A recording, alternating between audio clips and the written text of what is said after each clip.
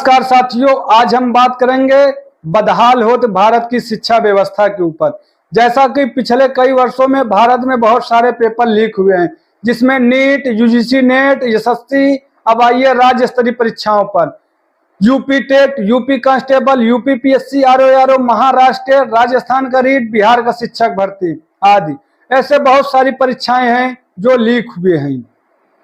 इसे लेकर दिल्ली के जंतर मंतर पर छात्र आंदोलन कर रहे हैं और जिसमें पर्यावरणविद सोनम वांगचुक अनिश्चितकालीन भूख हड़ताल पर हैं और जिन्हें 61वें दिन दिल्ली पुलिस के द्वारा जबरियन प्रदर्शन स्थल से हटाकर हॉस्पिटल में एडमिट कराया गया और अब छात्रों के ऊपर लाठीचार्ज किया जा रहा है, जो कि सरासर अन्याय है।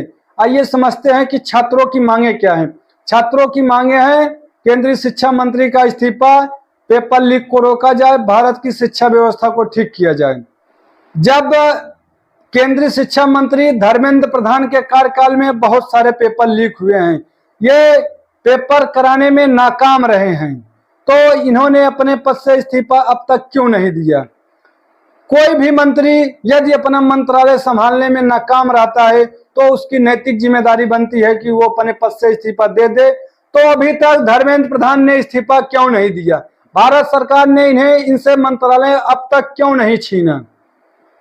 भारत सरकार ने छात्रों के ऊपर लाठीचार्ज क्यों कराया?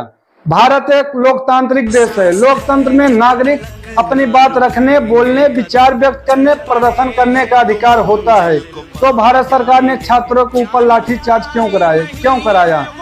भारत सरकार का कोई भी व्यक्ति छात्रों से संवाद करने का क्यों नहीं गया?